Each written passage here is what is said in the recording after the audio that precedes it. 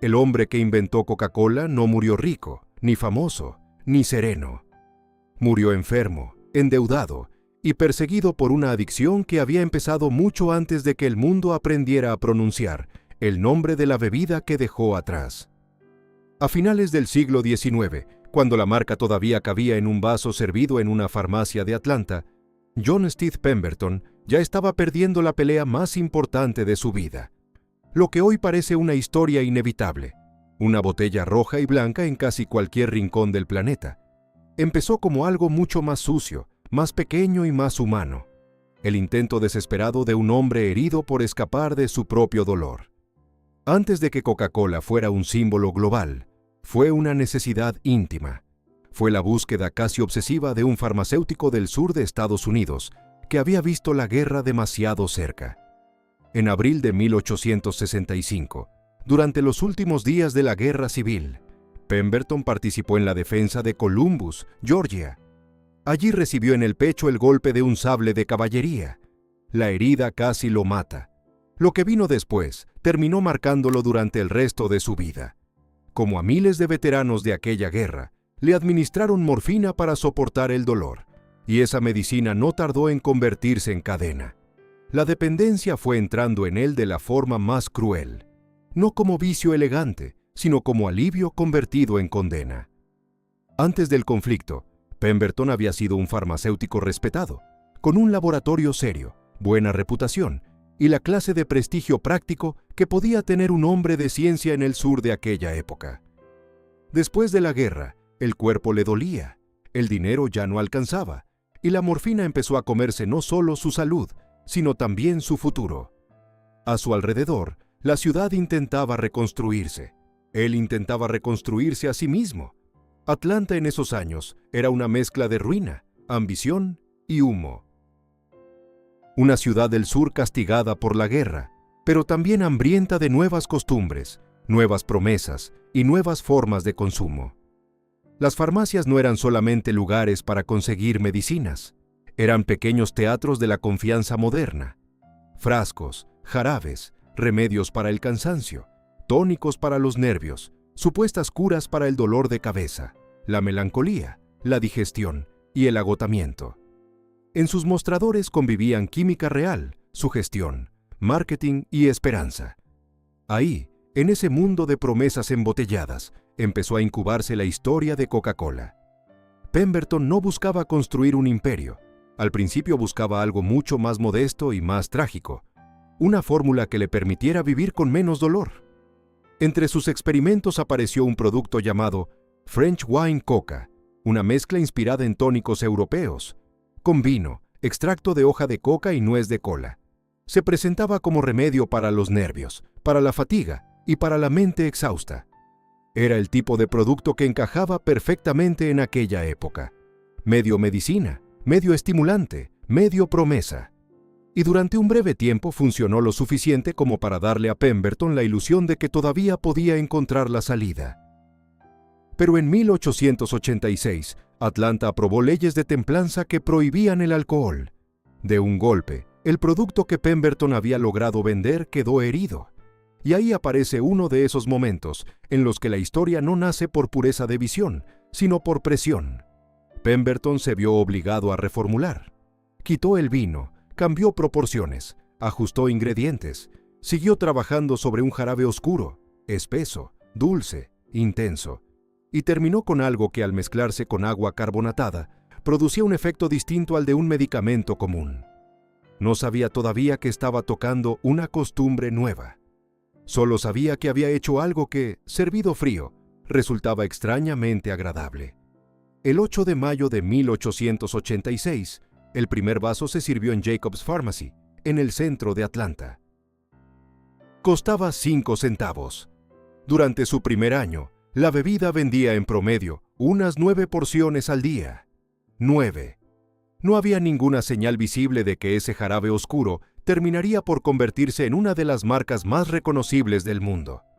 No había todavía grandes plantas, ni convoyes, ni publicidad envolviendo ciudades, ni hieleras, ni botellas sudando sobre mesas de metal.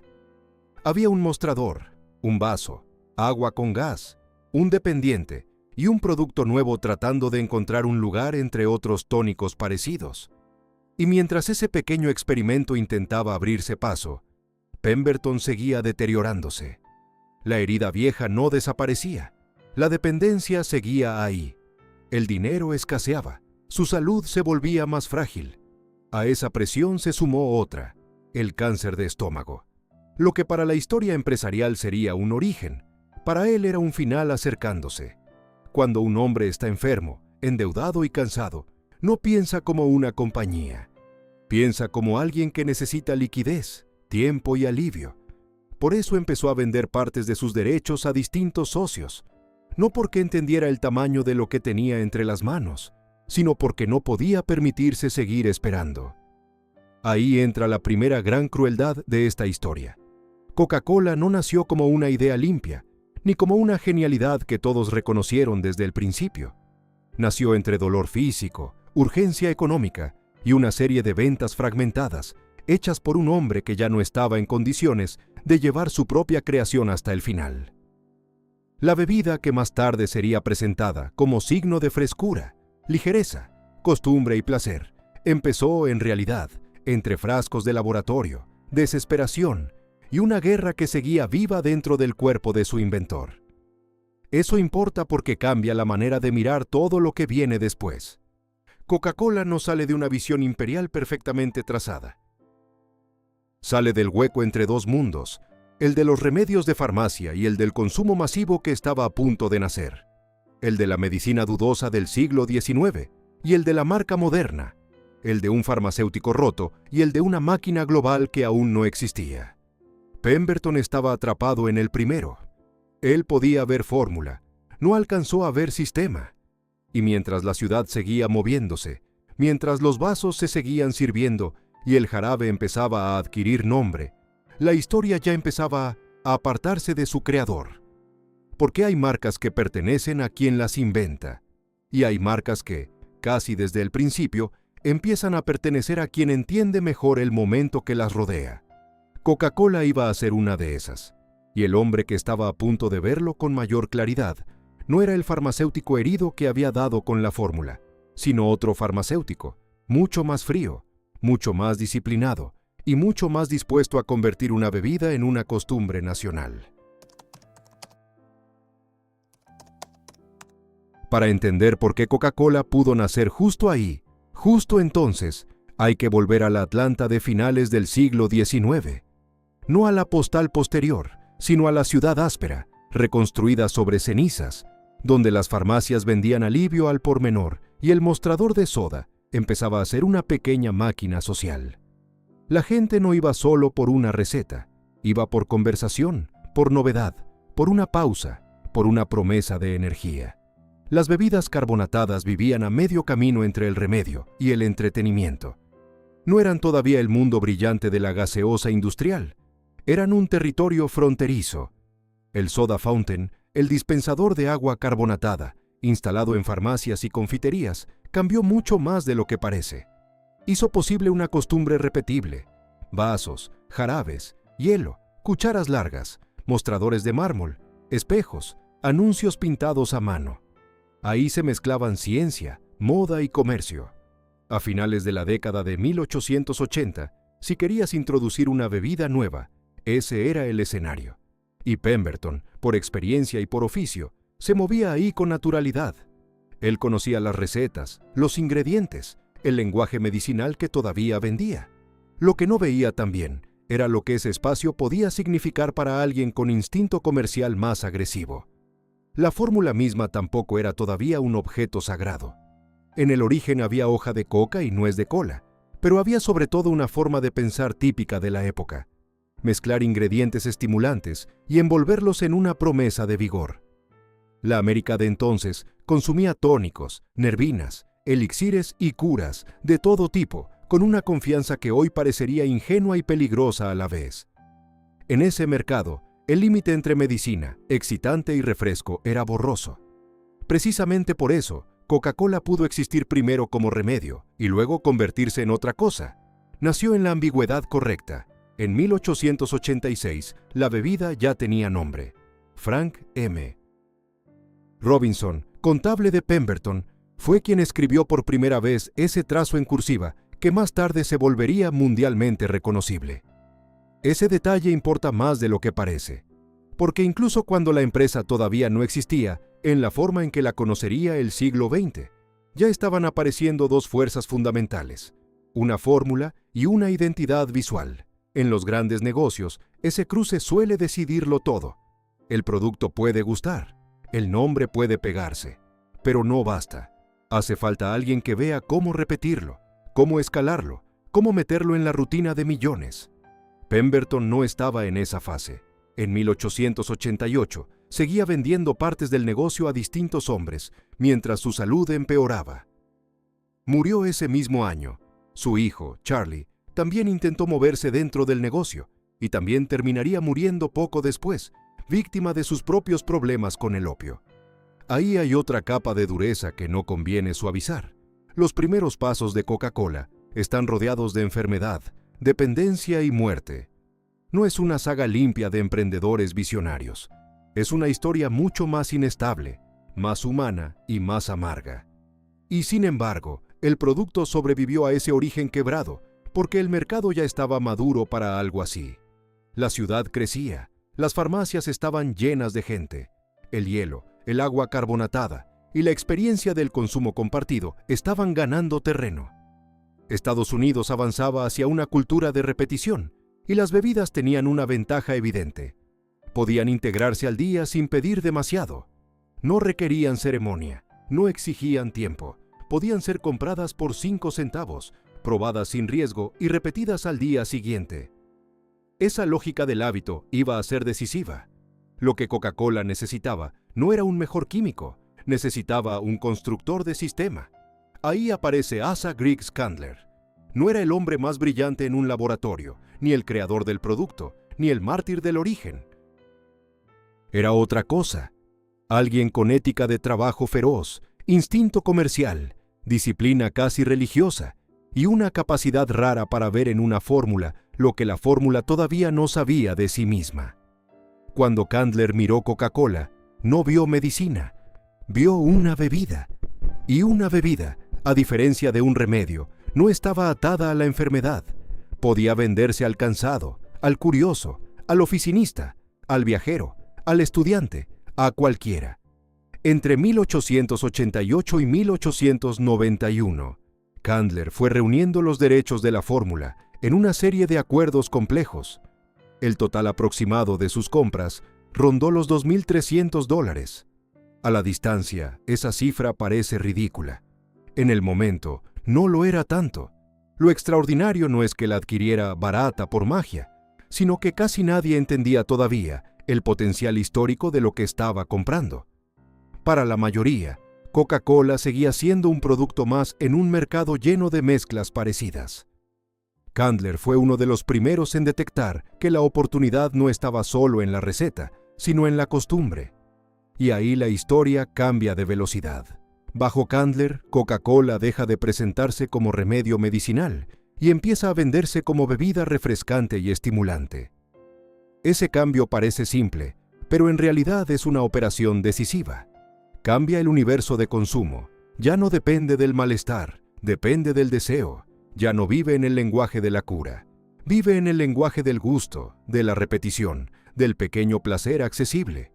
Con ese solo movimiento, Coca-Cola empieza a salir del mundo del síntoma y entra en el mundo del hábito.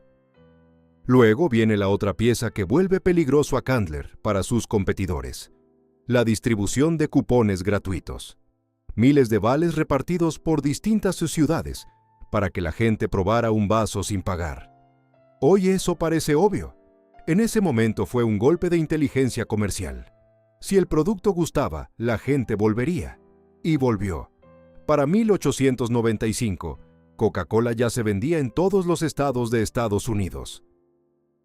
La pequeña bebida de farmacia empezaba a transformarse en algo mucho mayor. Pero conviene no romantizarlo. Ese crecimiento no tenía todavía el orden liso de una corporación perfecta. Había fricción, imitadores, límites de distribución, decisiones tomadas sobre la marcha. La marca avanzaba porque el hábito avanzaba. y ese avance necesitaba materialidad: anuncios, jarabe, vasos, hielo, transporte, dependientes, farmacias afiliadas, nombres pintados sobre muros, relojes, calendarios, espejos con publicidad. Coca-Cola iba invadiendo el espacio no como una revelación súbita, sino como una presencia cada vez más normal.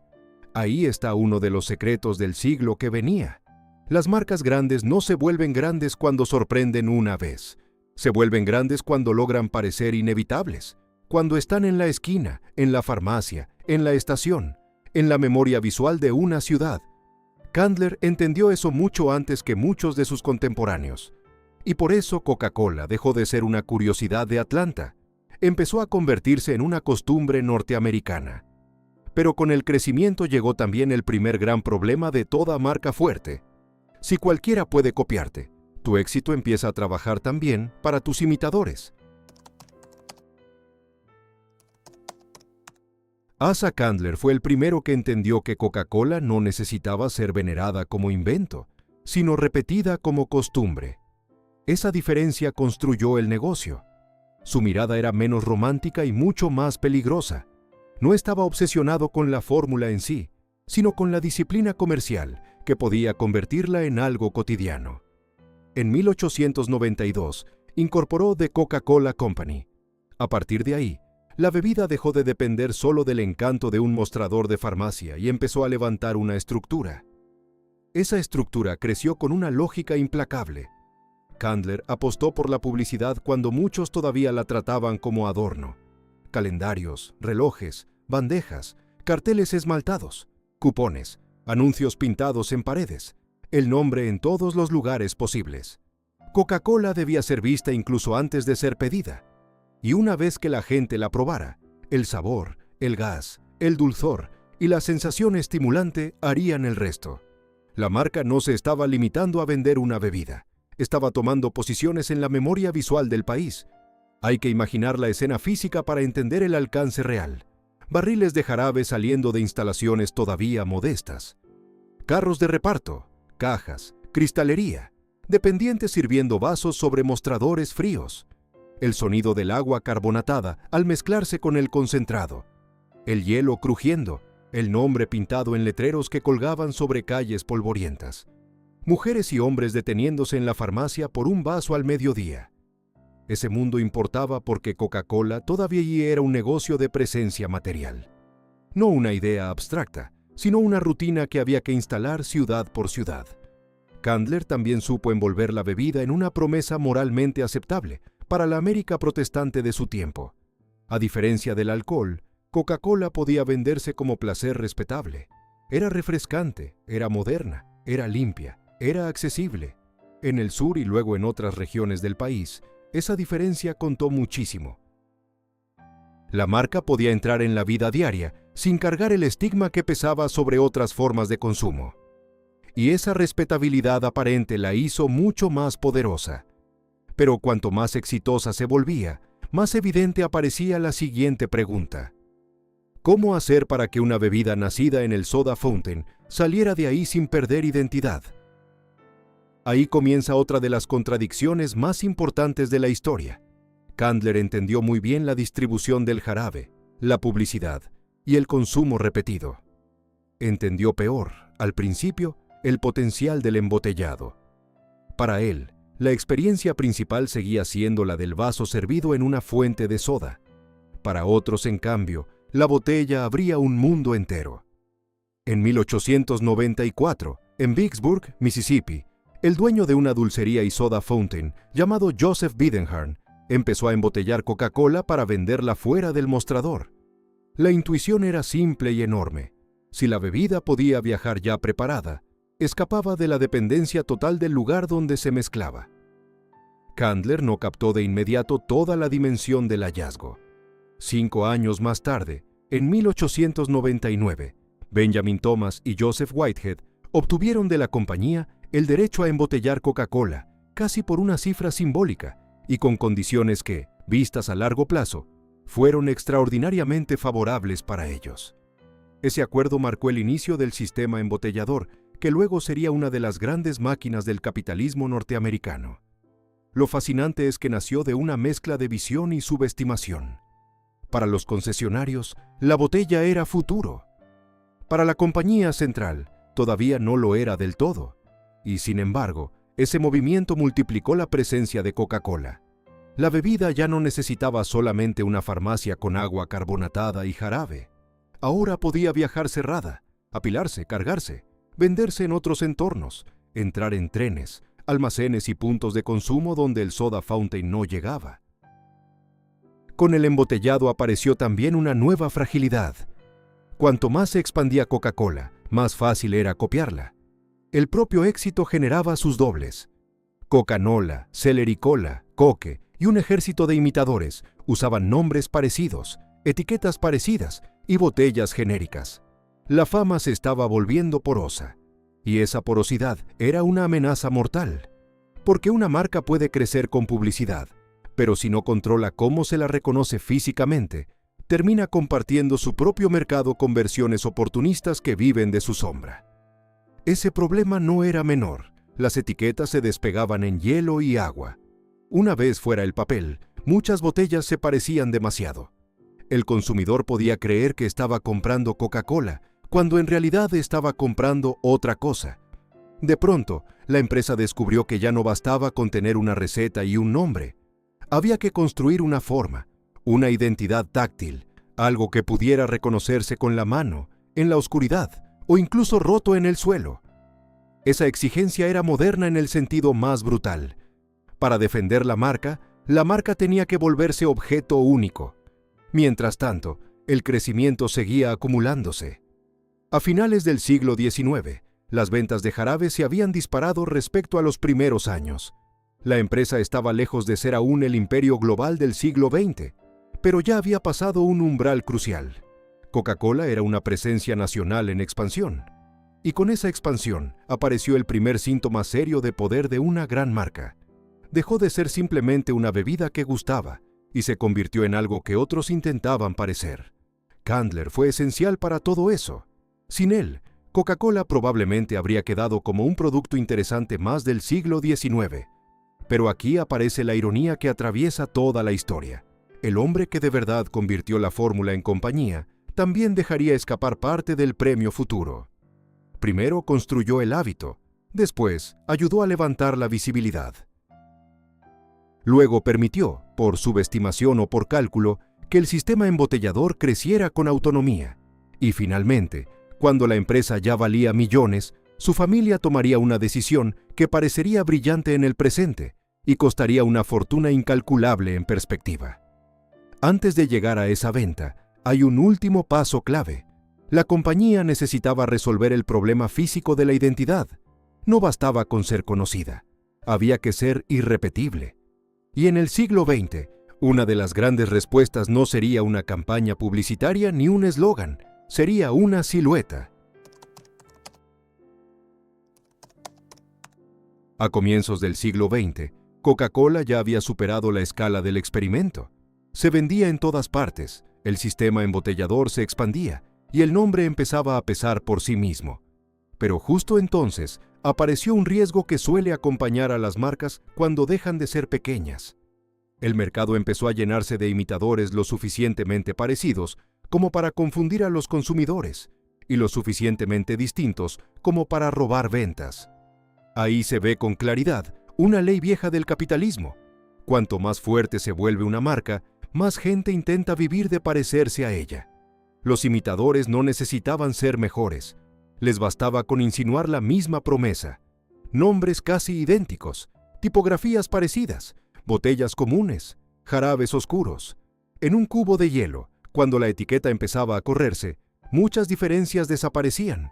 Y el problema ya no era solo comercial, era existencial. Coca-Cola estaba descubriendo que, si no lograba una identidad física propia, podía terminar convertida en un éxito sin contorno, una costumbre popular pero vulnerable, incapaz de defender con claridad qué era ella y qué no. La solución fue una de las decisiones más inteligentes de toda la historia de la compañía. En 1915, la Root Glass Company recibió el encargo de diseñar una botella tan distintiva que pudiera reconocerse incluso en la oscuridad o rota en el suelo. La inspiración más citada surge de un error productivo. Buscando referencias visuales para los ingredientes, uno de los diseñadores terminó fijándose en la forma de una vaina de cacao, no en la nuez de cola. De ese desvío nació una silueta curva, nervada, con cintura estrecha y presencia inmediata. En 1916, esa botella empezó a convertirse en estándar del sistema. Lo decisivo no fue solo la belleza del envase, fue su función estratégica. La botella hacía 3 trabajos a la vez. Protegía contra imitadores, daba a la marca una forma reconocible sin necesidad de leer la etiqueta, y convertía el producto en objeto deseable. Eso último cambió mucho, porque Coca-Cola ya no era solo una bebida con nombre, era una forma que podía verse, tocarse, sostenerse, recordar. Había pasado de la receta a la presencia total. La importancia de ese gesto se entiende mejor si se mira el mundo material de la época. Vidrio soplado y moldeado, cajas de madera, hielo, vagones de tren, pequeños embotelladores locales, tiendas, mostradores, almacenes, carreteras. En ese paisaje, la botella contorneada era una ventaja brutal. Podía viajar, podía apilarse, podía distinguirse de lejos y podía sobrevivir visualmente incluso en el caos del mercado. Para una compañía que avanzaba a través de concesionarios y embotelladores independientes, esa forma era una especie de pegamento invisible. Mantenía unida la identidad. Coca-Cola empezaba así a parecerse a algo más grande que una empresa de bebidas. Se convertía en sistema. Un sistema de concentrado, licencias, vidrio, logística, publicidad y repetición. Y al mismo tiempo, se volvía símbolo visual de una idea muy concreta de consumo moderno. Accesible, estimulante, limpio, instantáneo. El color oscuro del líquido, la transparencia del vidrio, el sonido del gas, el ritual de destapar y servir. Todo eso iba sedimentando una cultura. Asa Candler, mientras tanto, ya era una figura de enorme peso en Atlanta. No solo como hombre de Coca-Cola, sino como empresario y político local.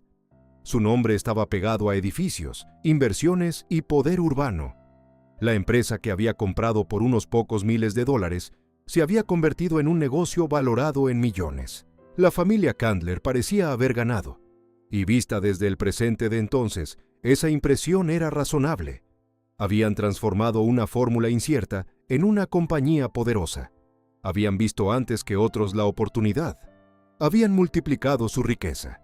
Por eso la venta de 1919 resulta tan fascinante. Porque hay decisiones que parecen perfectamente lógicas en el momento en que se toman, y sin embargo, envejecen como una sentencia. Ese año, un grupo de inversionistas liderado por Ernest Woodruff compró The Coca-Cola Company por $25 millones. Para la familia Candler, la cifra era gigantesca. No se trataba de una salida miserable, ni de una venta forzada por pobreza. Era una fortuna inmensa. A simple vista, un triunfo. Y aún así, esa es la segunda gran crueldad de la historia de Coca-Cola. No basta con hacerse rico. También hay que saber de qué te estás desprendiendo. Los Candler vendieron una gran empresa. Lo que no vieron del todo fue que estaban vendiendo una máquina capaz de convertirse en algo mucho mayor que una gran empresa.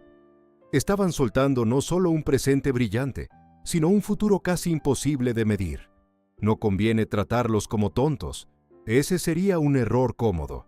En 1919, $25 millones representaban una fortuna colosal. Muy poca gente habría rechazado un acuerdo así. El problema no fue estupidez simple, fue límite de visión histórica. Vieron riqueza, no vieron eternidad comercial, vieron un negocio extraordinario. No vieron todavía una infraestructura cultural capaz de incrustarse en el siglo XX entero. Y mientras los compradores tomaban control, la propia marca ya había cruzado un punto sin retorno. Tenía nombre, tenía distribución, tenía botella, tenía hábito, tenía escala. Ya no dependía de la intuición de un farmacéutico, ni de la disciplina de un solo constructor. Había superado la etapa del fundador y la del primer gran organizador. Lo que venía ahora exigía otra clase de mente, menos obsesionada con levantar la compañía y más preparada para convertirla en una presencia mundial. Ahí aparece la tercera gran figura de esta historia. no el inventor, no el primer constructor, sino el hombre que entendería que Coca-Cola ya no debía limitarse a ser una bebida exitosa en Estados Unidos.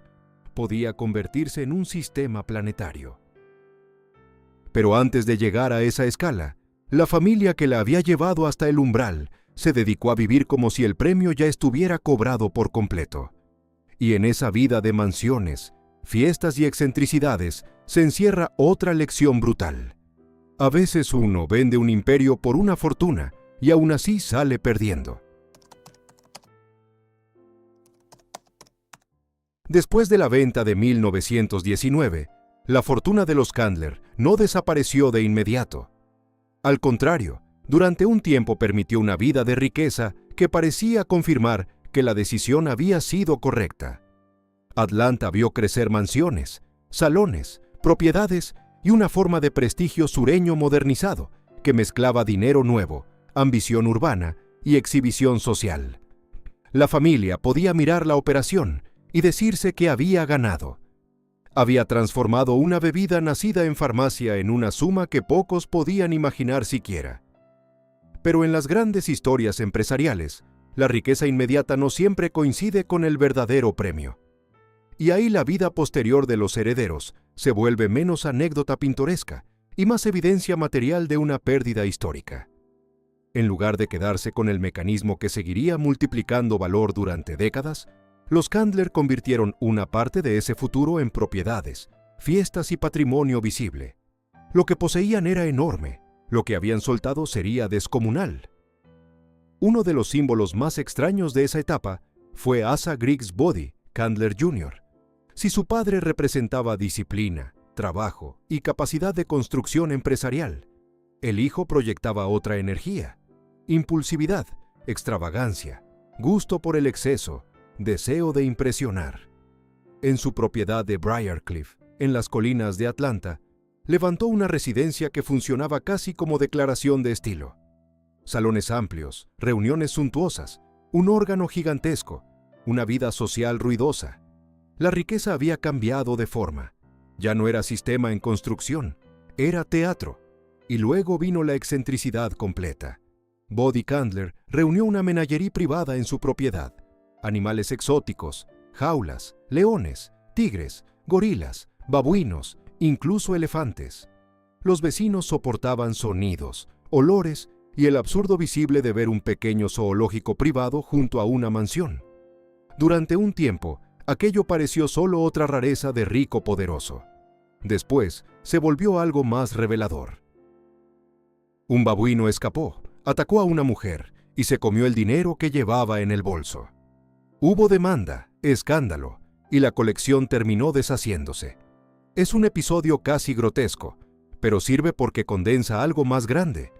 Una parte del dinero de Coca-Cola estaba siendo gastada como espectáculo, mientras el verdadero poder de la marca seguía creciendo ya en otras manos. No conviene abusar de esta línea ni convertirla en caricatura. La historia no es «mira qué raros eran los ricos». La historia es más cruel. Mientras una rama heredera cambiaba capacidad de control por consumo visible, la compañía que habían vendido seguía acumulando algo más importante: estructura. Las mansiones envejecen, los zoológicos privados se vuelven anécdota, las acciones de una máquina global, no. Ahí está el corte real. Incluso sin esos episodios extravagantes, el contraste ya sería fuerte, pero con ello se vuelve casi cinematográfico. De un lado, la familia que había ayudado a transformar la bebida en empresa vivía con el brillo de una riqueza tremenda, convertida en arquitectura, fiestas y exceso. Del otro, la marca avanzaba hacia una etapa de profesionalización mucho más dura. El dinero visible estaba en Atlanta. El verdadero futuro se estaba moviendo hacia otra lógica. Esa lógica tenía nombre: Robert Woodruff, hijo de Ernest Woodruff, el principal comprador de 1919. Robert asumió la presidencia de la compañía en 1923, y con él, Coca-Cola entra en otra época. Hay figuras que heredan una empresa y la administran. Woodruff hizo algo más difícil: la leyó como sistema expansivo. No le interesaba solo preservar el éxito existente.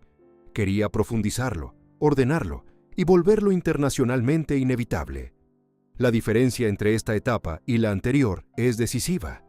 Pemberton había creado la fórmula desde el dolor. Candler había comprendido el hábito y la publicidad. Woodruff pensaba en infraestructura, en calidad consistente, en distribución disciplinada, en disponibilidad, en estandarización. En una idea simple y peligrosa, que Coca-Cola debía estar tan cerca del deseo del consumidor que pedirla pareciera natural, no como lujo esporádico, sino como reflejo. Bajo Woodruff, la compañía intensificó el control sobre el producto y su imagen. La botella seguía siendo clave, pero ahora se integraba a una visión más amplia. No bastaba con ser conocida. Había que estar disponible en el momento exacto. Fría si era posible. Visible siempre. Convenientemente ubicada. Ese tipo de pensamiento cambia una marca. La saca del terreno del éxito nacional y la empuja hacia la escala imperial. Hay que imaginar la expansión física de esa visión. Plantas, líneas de embotellado, cajas de madera bajando de camiones, hielo y refrigeración mejorando la experiencia, rótulos luminosos, botellas alineadas en tiendas, máquinas expendedoras, dependientes que ya no debían explicar qué era Coca-Cola porque la gente lo sabía. La compañía estaba entrando en la fase en la que la marca deja de ser presentada y empieza a ser asumida. Eso es importante porque muchas empresas logran fama. Pocas consiguen convertirse en parte del paisaje. Woodruff empujó a Coca-Cola hacia ese lugar. Hizo que la empresa pensara no solo en vender más, sino en colonizar el espacio cotidiano. Y esa obsesión por la proximidad sería la base del siguiente salto, el más decisivo de todos. Porque la bebida que había nacido como remedio dudoso y luego se había vuelto costumbre nacional, estaba a punto de encontrar, en la guerra, el mecanismo que terminaría de convertirla en presencia mundial. Ahí la historia vuelve a endurecerse, porque cuando llega la Segunda Guerra Mundial, Coca-Cola no solo ve riesgo, ve oportunidad estratégica, y Woodruff toma una decisión que, a simple vista, parece patriótica y comercial al mismo tiempo. En realidad, fue una de las jugadas de expansión más inteligentes del siglo. Entonces,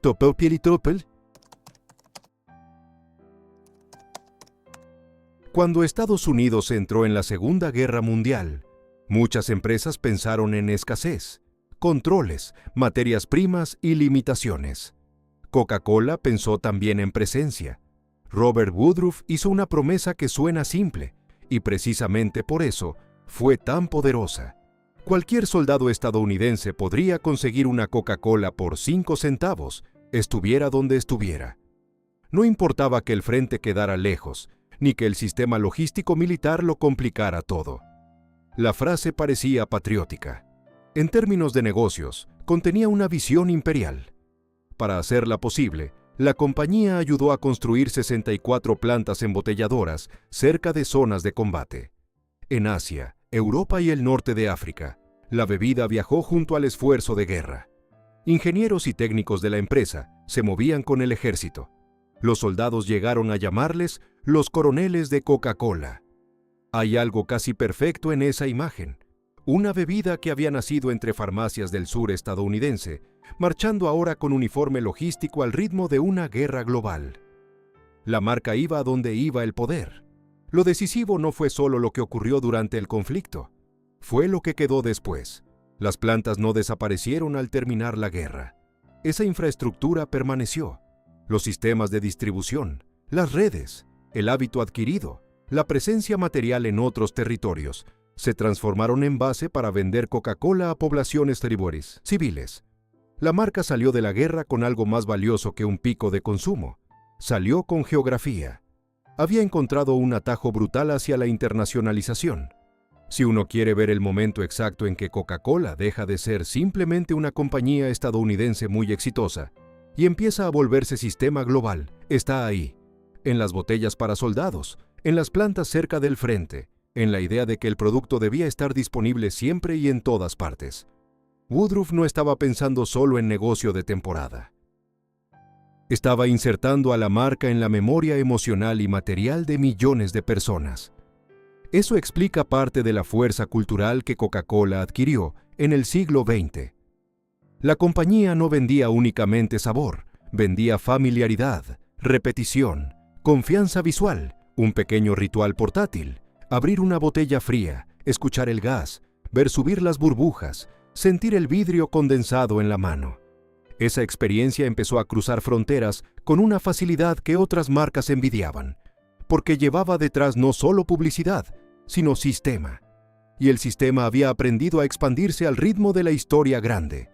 Hay una dureza silenciosa en todo eso. Pemberton, el hombre roto del origen, nunca imaginó nada parecido. Candler, el gran constructor del hábito, no llegó a ver a Coca-Cola convertida en aparato mundial de esa magnitud. Los herederos que vendieron en 1919 tampoco se llevaron esa parte del premio. Quien terminó por fijar la escala final fue Woodruff, el hombre que entendió que una marca no domina cuando la gente la conoce, sino cuando la encuentra disponible exactamente en el instante en que la desea. Y con esa lógica, Coca-Cola empezó a multiplicarse de una manera casi insoportable para sus competidores.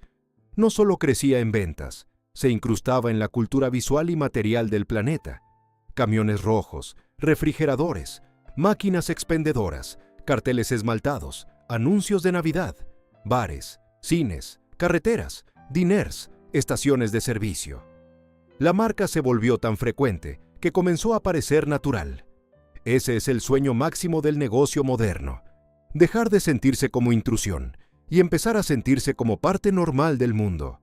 En ese proceso, la propia bebida se fue volviendo casi invisible de tan común. Y ahí aparece otra de las paradojas más duras de esta historia. Cuanto más éxito alcanzó Coca-Cola, menos importaron en la memoria pública quienes la habían hecho posible en etapas distintas.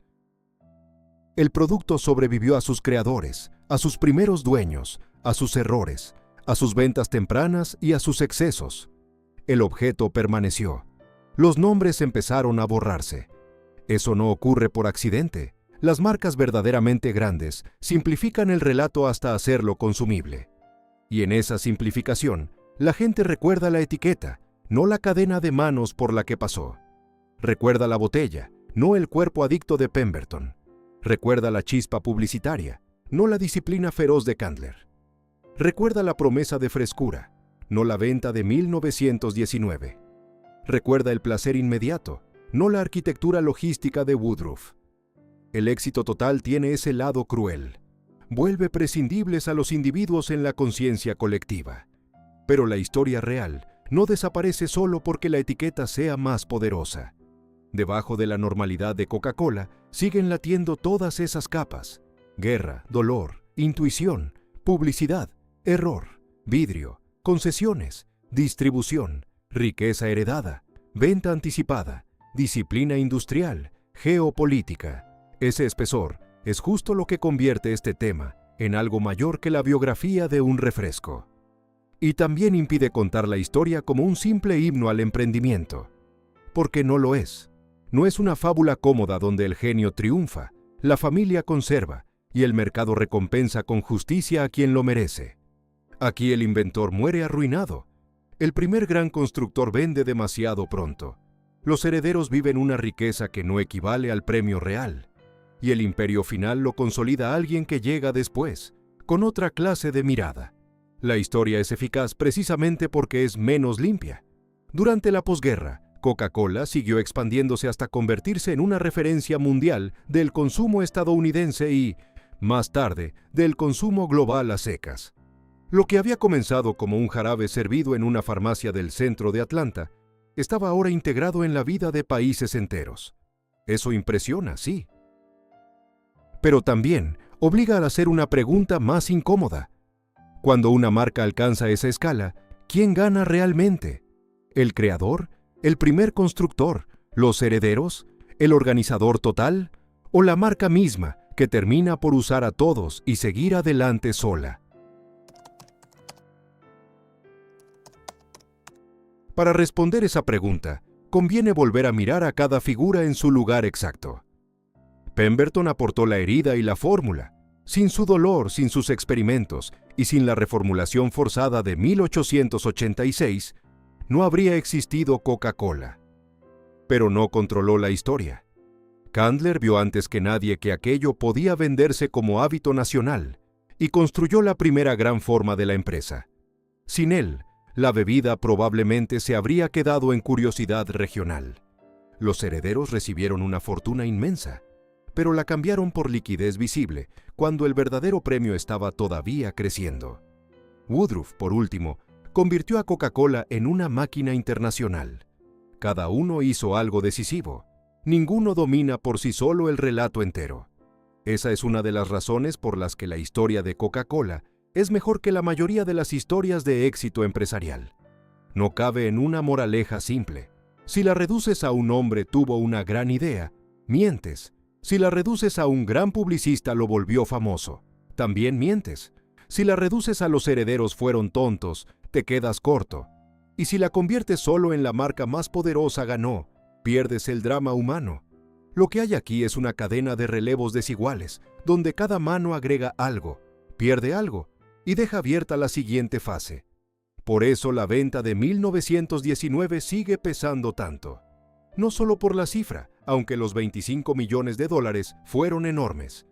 Pesa porque divide la historia en dos eras. Antes de la venta, Coca-Cola es una empresa brillante que ya ha logrado escapar del origen farmacéutico y dominar el hábito estadounidense. Después de la venta, empieza la etapa en la que el negocio se prepara para colonizar el mundo. Quien vendió en 1919 se llevó una fortuna. Quien se quedó con la compañía se llevó el siglo. Y ese siglo fue brutalmente bueno con la marca. Se consolidó en el imaginario popular, acompañó la expansión del consumo de masas, se metió en el cine, en el deporte, en la guerra, en la publicidad navideña, en los refrigeradores de medio planeta. Cuanto más crecía, más difícil resultaba pensar en ella, como un producto que alguna vez necesitó ser explicado. Coca-Cola se volvió uno de esos objetos tan difundidos que parecen haber existido siempre. Ahí hay otro detalle importante para nuestro formato. La escala no debe contarse solo como crecimiento financiero, debe sentirse. Hay que ver las cajas apiladas en muelles de carga, el vidrio produciéndose por millones, el jarabe oscuro viajando a plantas, los camiones entrando a ciudades con el nombre ya reconocido, las máquinas expendedoras contra muros calientes, las botellas enfriándose en hielo, la publicidad iluminando carreteras de noche. Esa es la verdadera textura del imperio. Una marca no domina el mundo con una idea, lo domina con repetición material. También es ahí donde la historia se vuelve más incómoda para los personajes, porque mientras la marca se instala en el paisaje, las personas concretas se encogen dentro del relato. Pemberton queda como nota al pie trágica. Candler como gran constructor parcialmente olvidado, fuera de los círculos que conocen la historia empresarial. Los descendientes pasan a ser anécdota de riqueza vieja y excentricidad. Woodruff retiene estatura dentro de la compañía, pero incluso él termina subordinado, en la memoria popular, al logo. El producto gana una especie de autonomía cultural. Ya no necesita de nadie para ser reconocido. Eso es fascinante y brutal. En el mundo de los grandes negocios, el triunfo total se parece a esto. La marca queda, las biografías se desgastan, el objeto se vuelve cotidiano, los nombres se vuelven especializados. Una botella fría en la mano de un adolescente en otro continente no sabe nada de la batalla de Columbus, ni de la morfina, ni de Jacobs Pharmacy, ni de los cupones de Candler, ni de la venta de 1919, ni de las plantas de guerra. Y sin embargo, todo eso sigue adentro, no químicamente, históricamente. Conviene mirar también lo que la compañía aprendió de su propia estructura. Coca-Cola fue perfeccionando un equilibrio muy fino entre centro y periferia. El concentrado y la identidad se cuidaban desde arriba. El embotellado y la distribución se extendían a través de una red que multiplicaba presencia local. Eso le dio flexibilidad sin perder reconocimiento. Era una fórmula poderosa, un corazón protegido y miles de brazos operativos. Muchas empresas intentaron copiar esa lógica. Muy pocas lograron combinarla con una marca tan fuerte. Y aquí vuelve a notarse la diferencia entre Candler y Woodruff. El primero entendió cómo construir una costumbre nacional. El segundo entendió cómo protegerla y amplificarla a una escala casi imposible. No era solo vender más, era diseñar un sistema resistente, reconocible y expandible. Un sistema capaz de mantener la misma promesa en contextos distintos. Si te servían una Coca-Cola en Atlanta o en otro país años más tarde, la experiencia debía sentirse conectada. Esa consistencia vale más que muchas campañas. La historia, entonces, no es solo sobre quién inventa o quién compra, es sobre quién logra volver estable lo que antes era frágil. Y Coca-Cola fue frágil durante bastante tiempo. Pudo haberse quedado en tónico local. Pudo diluirse entre imitadores. Pudo perder identidad sin una botella propia. Pudo quedarse como negocio nacional brillante pero limitado. Pudo haber sido una venta inteligente sin segunda era. No pasó nada de eso porque distintas personas resolvieron, en distintos momentos, distintos problemas del mismo objeto. Eso no hace la historia más cómoda, la hace mejor. Porque permite algo que en YouTube funciona cuando está bien contado. Ver cómo una marca gigante fue, durante mucho tiempo, una suma de riesgos que todavía no parecían inevitables. Y ahí el conflicto sigue siendo simple. Coca-Cola no se volvió imperio porque naciera perfecta. Se volvió imperio porque fue pasando de una mano a otra, hasta caer en la mano que sí entendió cómo convertirla en sistema total. Pero incluso esa lectura se queda corta si no se añade una última capa: el precio emocional. Porque detrás del producto triunfante siempre hay algo desagradable. Un inventor que no llega, una familia que vende antes de tiempo, un cambio de época que recompensa menos al que empieza que al que organiza. Esa es la parte que le da peso real a la historia. No estás viendo solo cómo ganó una marca, estás viendo cómo distintos hombres tocaron el mismo objeto y no todos sacaron de él lo mismo. En muchas historias empresariales, el final feliz consiste en mirar el presente y decir: hoy vale miles de millones, hoy está en todas partes, hoy ganó. Con Coca-Cola esa forma de cerrar sería perezosa, porque lo más interesante no es solo que ganara, sino cómo esa victoria reordenó la memoria de todos los que participaron en ella.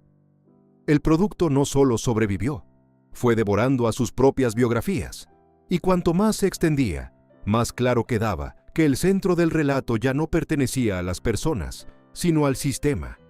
Pemberton murió en 1888 sin haber visto nada de eso. No vio la botella contorneada. No vio la compañía incorporada como estructura nacional. No vio la venta multimillonaria. No vio la guerra convertida en trampolín global. Murió en una escala minúscula comparada con la futura. Eso vuelve su papel más triste, pero también más puro. Él representa el origen sin premio, el inicio sin derecho a contemplar la magnitud del resultado. Candler, por su parte, sí vivió lo suficiente como para ver a Coca-Cola transformarse en una compañía enorme, pero no la conservó hasta el siguiente salto histórico. Y ese detalle lo deja en una posición extraña. Fue indispensable, pero no definitivo. Construyó la base y luego salió de escena, antes de que el siglo XX terminara de demostrar cuánto valía realmente esa base. Eso lo hace menos visible para el público general, pero no menos decisivo. Sin Candler no existe el hábito nacional, y sin hábito nacional no hay plataforma para la expansión global. Los herederos encarnan otra lección. Tener dinero y tener el futuro no son lo mismo. Sus vidas posteriores permiten ver lo fácil que es confundir ambas cosas. El patrimonio, las propiedades, el lujo, las fiestas, incluso la extravagancia privada, todo eso puede parecer victoria. Pero si del otro lado has soltado una máquina que seguirá multiplicándose durante generaciones, la riqueza visible se convierte en una especie de espejismo. Deslumbrante, sí. Definitiva, no. Woodruff es el personaje que quiebra ese espejismo. Representa la fase en la que Coca-Cola deja de ser herencia y se vuelve infraestructura consciente. Su mérito no está en haber tenido la primera chispa, sino en haber pensado como administrador de un destino empresarial. No le interesaba presumir lo que la marca ya era. Le interesaba asegurar dónde estaría mañana, dónde estaría en 10 años, y qué tan difícil sería arrancarla del paisaje una vez instalada. Esa clase de pensamiento es la que vuelve históricas a ciertas compañías. Por eso su etapa también es menos sentimental y más dura. Bajo Woodruff, Coca-Cola se vuelve una empresa de alcance sistemático. Cada mejora en calidad, en distribución, en refrigeración, en presencia, en disponibilidad, alimenta el mismo propósito: estar ahí antes que los competidores y quedarse incluso cuando el consumidor deje de pensar en la elección. Ese es el poder máximo de una marca: no ganar una compra, convertirse en reflejo. Hay algo casi inquietante en cómo Coca-Cola logró eso, no mediante una sola genialidad, sino mediante una sucesión de aciertos acumulativos. Nombre, fórmula, publicidad, cupones, botella, embotelladores, sistema visual, guerra, logística, disponibilidad, repetición. La compañía fue construyendo una especie de inevitabilidad pieza por pieza. Y esa inevitabilidad es la razón por la que hoy la marca parece tan vieja como moderna, tan banal como gigantesca. Pero una historia así también obliga a medir el costo humano del éxito, no en términos sentimentales vacíos, sino en la diferencia brutal entre quién participa y quién captura el valor final. Pemberton puso cuerpo y dolor. Candler puso visión comercial y disciplina. Los herederos tuvieron control momentáneo. Woodruff puso estructura mundial. La marca absorbió todo y siguió adelante. Esa secuencia es dura porque no ofrece recompensa equilibrada. El mercado no reparte gloria con justicia narrativa. Reparte según otra lógica. Esa lógica tiene algo de ironía mecánica. El hombre que más necesitaba que el producto funcionara no lo disfrutó. El hombre que primero lo entendió lo vendió demasiado pronto. Los herederos tocaron una fortuna y aún así quedaron a la sombra del futuro que dejaron ir. El hombre que organizó la escala terminó más cerca del premio real, pero incluso él acabó cediendo protagonismo ante el propio logo. Al final, la única entidad que parece salir verdaderamente intacta es Coca-Cola. Ahí es donde la historia deja de ser la biografía de una bebida y se convierte en otra cosa, en una lección bastante despiadada sobre el capitalismo de marca, sobre cómo el objeto puede volverse más importante que sus creadores, sobre cómo la repetición y la distribución pueden pesar más que la invención inicial, sobre cómo el hábito, cuando se consolida, empieza a borrar el esfuerzo de quienes lo hicieron posible, y sobre cómo el gran éxito no siempre luce como justicia, a veces luce como permanencia. Por eso la parte más fuerte del relato no es el número de países ni la cantidad de botellas, es la distancia entre el origen y el resultado, entre un farmacéutico herido, adicto y enfermo, trabajando con jarabes en Atlanta, y una red mundial que acabaría llevando la bebida a soldados, ciudades y mercados de todo el planeta. Esa distancia es tan grande que parece absurda, y justo por eso la historia funciona tan bien, porque obliga a Suar a mirar dos escalas al mismo tiempo, la del hombre que sufre y la del sistema que crece sin detenerse. En esa tensión está el verdadero corazón del guión, no en adorar la marca, ni en condenarla como si fuera puro cinismo, sino en mostrar cómo se construye un gigante a partir de varias verdades incómodas. Y una de ellas es esta: cuando una empresa alcanza el nivel de Coca-Cola, deja de pertenecer emocionalmente a quienes la hicieron en un inicio. Pasa a pertenecer a otra cosa, a la costumbre colectiva, al paisaje, a la repetición. En cierto sentido, pasa a pertenecer al mundo, y casi nadie devuelve eso intacto a sus creadores. Queda entonces la pregunta que vuelve esta historia más afilada. Si Coca-Cola terminó perteneciendo al mundo, ¿qué quedó realmente para los hombres que la empujaron en sus primeras etapas? En dinero, no todos salieron igual. En memoria, todavía menos.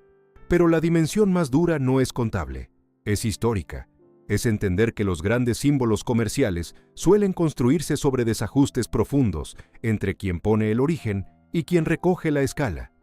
Pemberton quedó fijado en la historia como inventor, sí, pero casi siempre como una figura breve, un prólogo trágico antes del ascenso verdadero de la empresa. Su nombre aparece, pero el mundo no lo pronuncia cada vez que abre una botella. Lo mismo ocurre con Candler, aunque de otra forma. Dentro de la historia del negocio es gigantesco. Fuera de ella, mucha menos gente sabe cuánto le debe Coca-Cola a su ojo comercial. La marca los usa retrospectivamente como eslabones, pero no como centro permanente de su mito popular.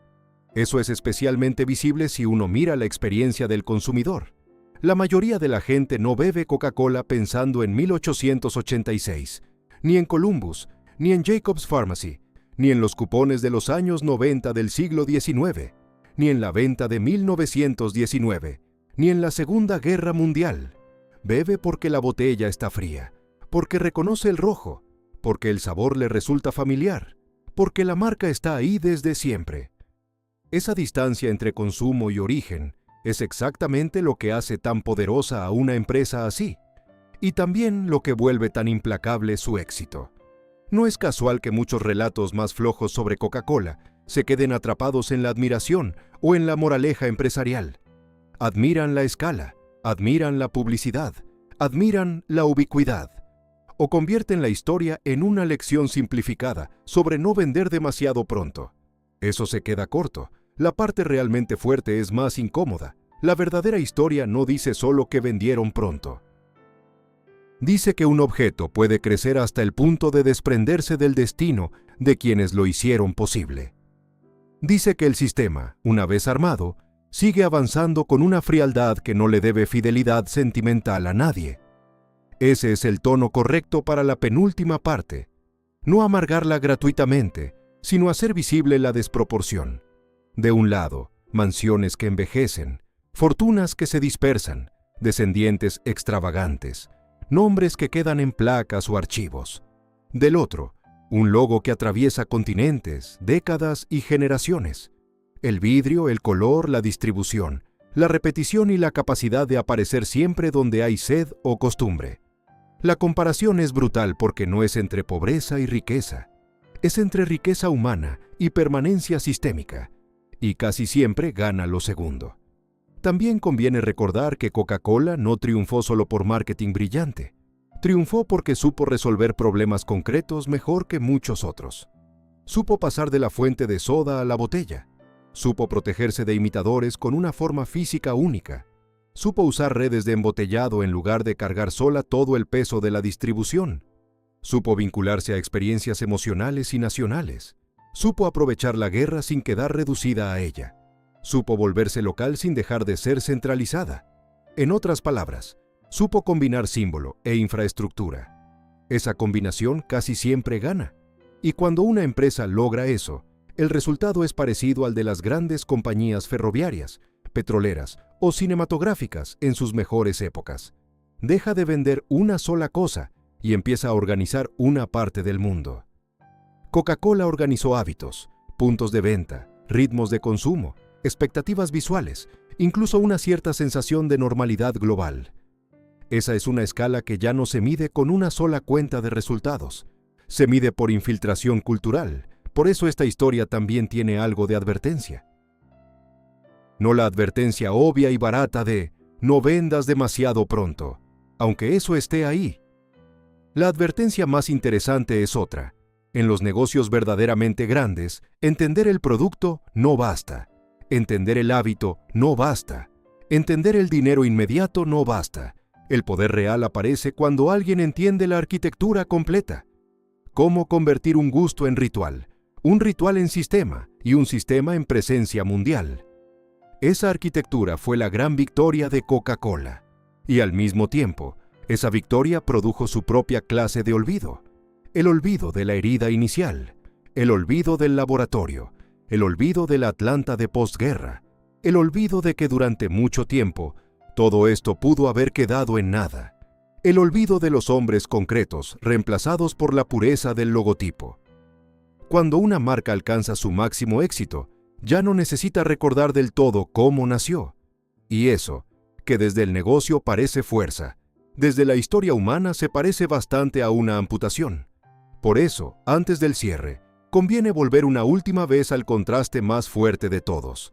Un hombre herido, adicto y enfermo, que intenta reformular un tónico para seguir viviendo. Años después, una familia riquísima que convierte parte del premio en arquitectura y exceso. Más tarde, un ejecutivo que transforma la marca en sistema global, usando incluso la guerra como catapulta logística. Y al final, en algún lugar cualquiera del mundo, una botella que se abre sin que nadie piense en ninguno de esos nombres. Ahí está concentrada toda la historia, en esa distancia casi obscena entre origen y resultado. No hace falta exagerar para que duela. Basta con mirar la secuencia completa. Coca-Cola no es grande solo porque venda mucho. Es grande porque sobrevivió a sus creadores, a sus primeros constructores, a sus herederos y a las circunstancias concretas que la hicieron posible. Sobrevivió incluso al contexto moral y comercial que la vio nacer. Ya no necesita presentarse como medicina, ni como tónico, ni como promesa de vigor. Le basta con existir. Y ese tipo de existencia solo la alcanzan los objetos que ya se volvieron costumbre del mundo. Eso nos deja justo en el borde del final correcto.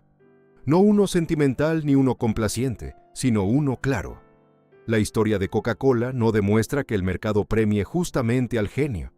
Demuestra algo más áspero, que las marcas más grandes del planeta suelen construirse por etapas, con manos distintas, y que el premio más grande casi nunca coincide con la primera gran idea. Coincide con quien logra convertir esa idea en una estructura que el tiempo ya no puede expulsar fácilmente. Al final, Coca-Cola no pertenece del todo a John Steed Pemberton, aunque él la haya iniciado. No pertenece del todo a Asa Candler, aunque él la haya convertido en compañía. No pertenece del todo a los herederos, aunque ellos hayan tocado una fortuna inmensa. Ni siquiera pertenece del todo a Robert Woodruff, aunque él haya sido quien la empujó hacia la escala mundial.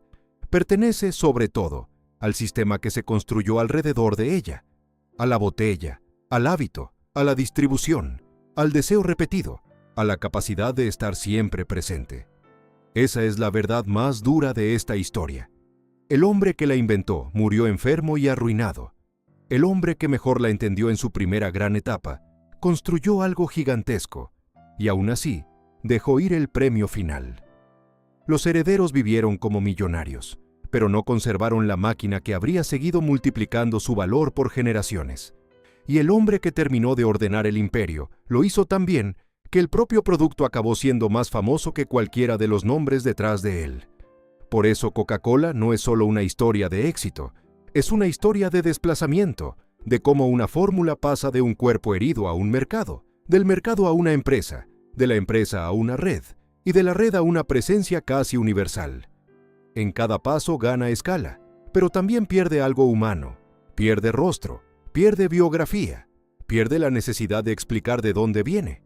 Cuanto más fuerte se vuelve la marca, menos necesita recordar a quienes la empujaron.